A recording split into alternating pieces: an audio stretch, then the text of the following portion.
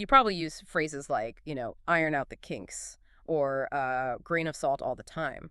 But in a high-stakes engineering meeting or like a foreign business negotiation, choosing a specific idiom isn't just about vocabulary, it is a deliberate psychological tactic. Oh, absolutely. I mean, it is the difference between merely surviving a disastrous product launch and, actively controlling the narrative so your team's reputation stays intact. Right, exactly.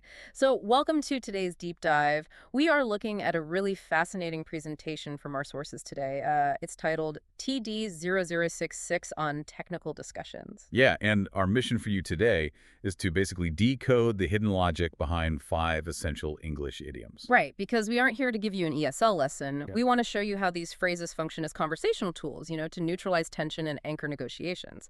So, okay, let's unpack this. Let's imagine you were launching a joint hardware module and things are, well, slightly behind schedule. Yeah, and the instinct for a lot of engineers is to just bluntly state that the software isn't working. But if you tell the room you just need a few days to iron out the kinks in the control software, well, you completely change the psychology of the room. Because you are subtly telling everyone that, hey, we are not redesigning this product, we are just doing maintenance. Right, The exactly. core logic is literally about smoothing out a twisted rope. It anchors the client's expectations and completely prevents scope creep. And what is fascinating here is how these mechanical metaphors scale. hmm Like, ironing out a kink implies a solid foundation, right? Right, but what if it's not a solid foundation? Like, what if you need to describe total systemic sabotage? Well, then you use a phrase that completely depersonalizes the blame, Mm. you know, throwing a wrench in the works. Oh, yeah. I always picture tossing a heavy metal wrench straight into the gears of a massive factory machine. I mean, it is violent and instant. It is. Yeah. And our sources use the example of a sudden change in export regulations completely halting a U.S. market expansion. Notice the strategic utility there. Because framing the regulation as a literal wrench destroying a machine, it shifts the blame away from your team's competence. Exactly. The machinery was perfectly fine, Yes. right? An external force broke it. It allows executives to discuss a catastrophic failure without pointing fingers or ruining egos. But I mean, a regulatory wrench doesn't just stop your internal machinery. It immediately makes your client panic. Oh, for sure. And when clients panic, they try to change the rules of the contract to protect themselves. Right. Suddenly they are, as we say, moving the goalposts on your joint module's weight limit. Yeah, you have gone from fixing a machine to playing a rigged game.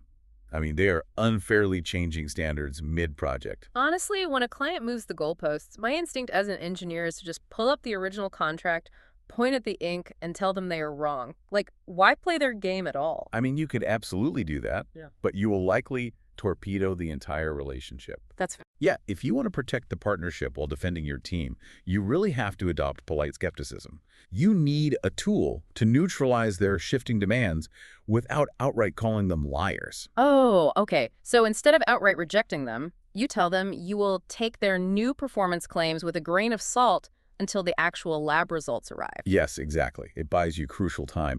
And, the history behind this phrase elevates it from a mild cooking metaphor to a brilliant defensive strategy. I found this in the research and it completely blew my mind. This traces back to Pliny the Elder in ancient Rome. Right, the poison antidote. Yes. He documented a recipe for an actual antidote to deadly poison, and the instructions required the patient to ingest the venom alongside a literal single grain of salt. It is wild. And Yeah. if we connect this to the bigger picture, you are strategically ingesting a tiny bit of an antidote to neutralize a toxic claim in the boardroom. Right, you don't swallow the lie, but you don't spit it in their face either. You hold your ground until you get the real data. Which you desperately need when the project hits the touch-and-go phase. Like the dramatic source example of an engine test hanging by a thread before finally stabilizing at peak RPM. Right, and the nautical origins of that phrase do a lot of heavy lifting. It originally described a ship scraping its keel against the bottom of the ocean Wow, so just touching a deadly reef. and barely pulling away without sinking. Exactly. You inject that exact level of high-stakes survival into a corporate update, communicating intense volatility in just 3 small words. It is so effective. It proves that mastering this language transforms you from someone just reacting to problems into the person framing the reality for everyone else. So what does this all mean? We tend to think of engineering and business as realms of pure objective data.